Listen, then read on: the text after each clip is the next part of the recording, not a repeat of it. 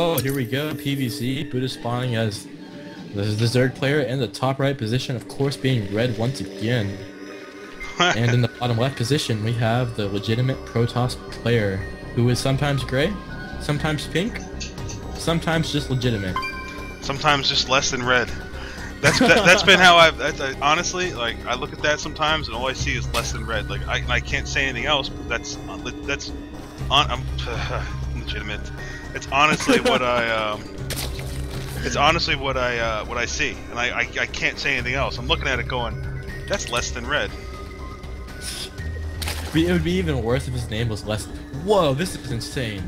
I cannot believe this. Okay, so legitimate is playing a random player, and his pylon positioning is perfect for a PvZ matchup. That's insane. aiRBuDDha did say that he was playing Zerg. Oh, and it looks like legitimate doesn't yeah, you're right. You were that, ZVP. Okay, yeah. I was about to say, man. I was like, what? Crazy, man. Crazy. That, you know, that's some decent manners out of our Masters player here. I mean, yeah, there's no reason to there's no reason to announce your race, especially when you're going random for the advantage of you know, not letting your opponent know what to even do with their first pylon. But the psychological effect of being told what race the random player is just unequivocally questionable. I mean, when people do that to me on ladder, like, I never believe them, ever, ever, ever. I always believe that they are, like, going to, like, cheese me. Yeah, you're like, yeah, I'm playing Terran, ha ha ha, and then, like, they're playing Protoss, and you look like an idiot because you opened the 1-1-1. Oh yeah. The looks like BYOBKenobi was trying to snare his probe in the on the ramp. Does appear. Yeah, it does appear that way. He did go 15 hatchery, which of course is going to benefit him a lot. Protoss is supposed to block the hatchery for a long amount of time. Legitimate was unable to do that. It looks like BYOBKenobi is also trying to block the Nexus from legitimate. Oh, nope, legitimate's not going to be able to get it down. Photon cannon has been started for legitimate, however it's not really needed because BYOBKenobi of course does not have a spawning pool. More probes being pulled in to become on the action. Drone does have 10 health. Oh, 1 health. Oh, and he gets... Oh, he lost the drone though. However, he did kill a probe for a drone, which is pretty good for the most part. If you're going to lose a worker, you of course want to kill a worker. Nexus has been started, spawning pool has been started, gateway has been started as well. And it looks like we're going to see a lot more of a macro in this game. Yeah, this is one of those matchups that tends to go macro, as far as I can tell. Sometimes you get that cheesy, you know, hey, you didn't build a spawning pool first, so I'm going to cannon rush you, that kind of stuff. But for the most part, I feel like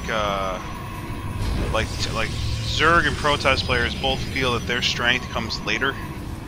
It really depends on the player, and it also depends on the player, but particularly within ZVP, there's been a lot of 2-base all-ins that Protoss has been doing that's really strong.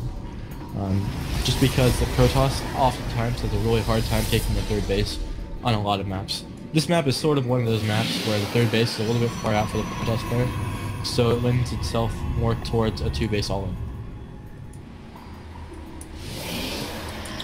Other than that, BYOBKenobi is getting a lot of scouting information. Cybercore has been started about halfway done now. And the worker count is 24 for BYOBKenobi to 21 probes from legitimate. Legitimate does have both gas geysers, so we're going to see some sort of tech relatively soon. However, there is no pylon in his main base, so he will not be able to hide it. And even if he were able to, there's a drone in his base, and there's 2 overlords on both sides of his main and natural. So yeah, we're seeing a lot of information going to our Zerg player. There's very little that he's not going to be ready for early, so this is it'd almost be in Legitimate's best interest to drag this out. At least until he can clear out some of these scouting units and start getting some, start choosing a tech path, that fear of it being auto-countered. It all depends really on what he wants to do. He started +1 weapons, which of course is always good because it allows his zealots to 2-shot Zerglings, I believe. Yeah, it's 1 volley, but it's 2 attacks. Right, 2 volleys. Other than that, not much tech being really going down for legitimate. Legitimate did build another zealot, which is pretty interesting, but no real buildings or indication as to what he wants to do later on in the game.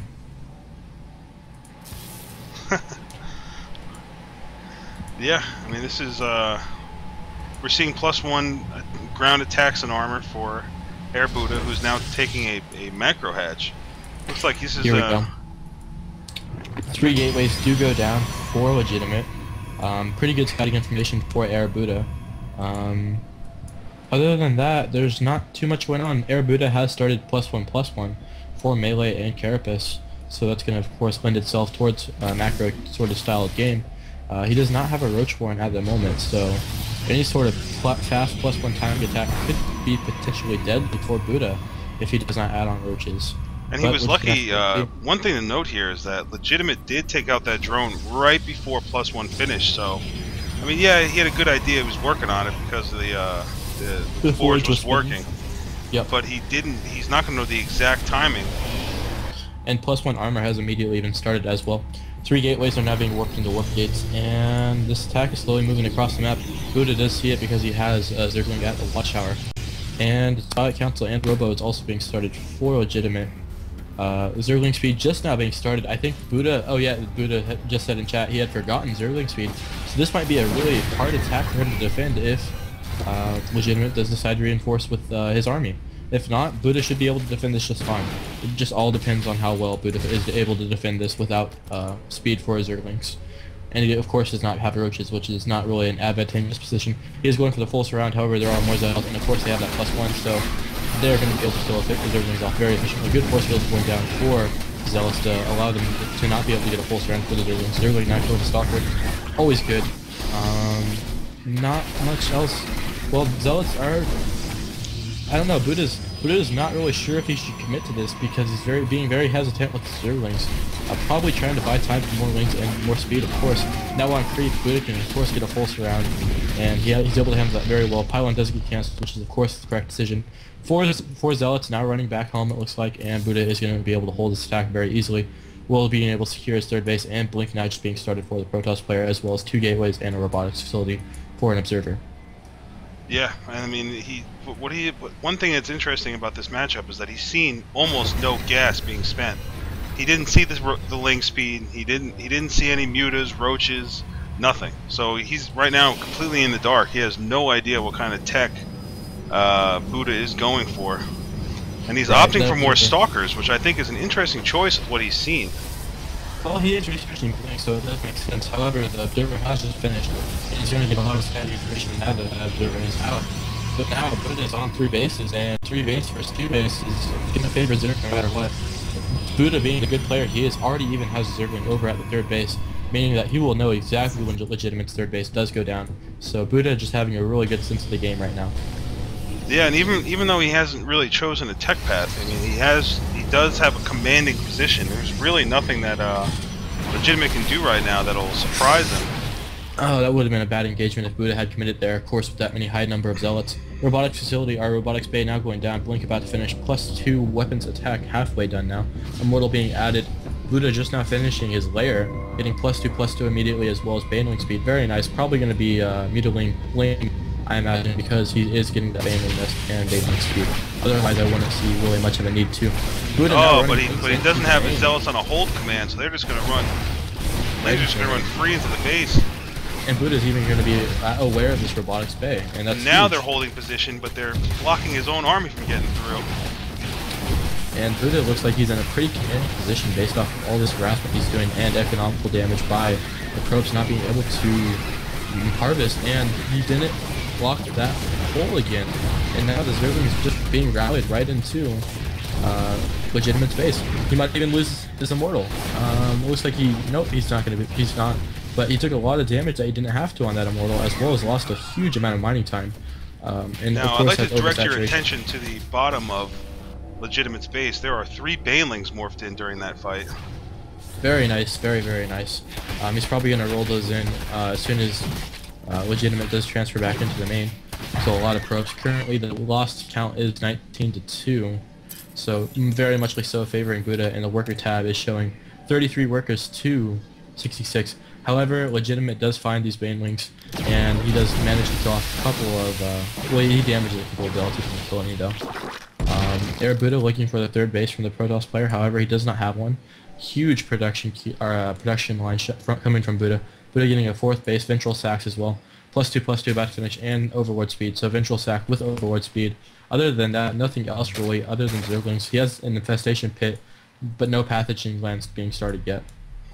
Yeah, I'm kind of interested to see what his eventual tech path is going to be. If it's just going to be sticking with this real heavy link play. I mean, we should see. Yeah, I mean, is it going to be lings directly into broods? Are we going to see something in the middle? I mean, this is this is a really large economy he's building. And whoa, that's a lot of banelings. He's gonna baneling drop from the looks of it. And this entire push by Legitimate's being scouted by this one Zergling on the Xel'Naga. Yep. And somehow he's splitting his army here, and that is a lot of Banes. Yeah, and they're all going to go straight into the overlords. He does scout it with an observer, so that's going to be somewhat helpful. But I don't know if he's going to be able to defend against it. I don't know how he will be able to defend against it.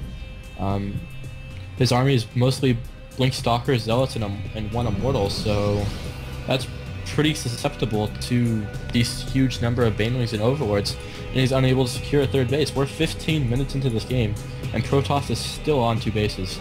That is huge. He's on 2 bases, and he hasn't even started researching Thermal Lance. Oh man, that's just as big. He hasn't even started +3 attack as well. So the upgrades have stopped as well, and Spire now going down for aiRBuDDha, Hive as well. And it looks like Buddha could probably just push and win right now. Third base being started for the Protoss player Legitimate, but is it too little too late is the big question. Yeah, we will see. Now he did scout they were loading into Overlords, but he did warp in sentries. So I'm not sure if he's 100% aware that the Banes are actually in these Overlords. Ooh, he has to be. He scouted them going in there. Oh man. Baneling just showing how much damage they truly can do when your army is clumped up regardless of it being armored or not. And it looks like Buddha is just going to take this game immediately with that huge drop play. Legitimate does say GG, and Buddha takes the game pretty easily out of there with that huge Baneling drop on the main. See? He didn't realize they were an Overlord. That's why he built those sentries. He did. He could have seen it with the Overlord, or the Observer, though. He was looking right at it, but I don't think he was watching the Observer when it came through. Like he said in the chat, I didn't realize they were in Overlords. Yeah, when you see Overlords with speed, you just have to assume that there's drops, or there's vengeful sacks with Overlords with speed. Otherwise, there's really no reason to get speed for your Overlords unless you have vengeful sack, I feel. Absolutely. So that series goes... Buddha picks up his first 2 points in the series. Yep. It looks like we have a new player to beat in the Group A. Very nice.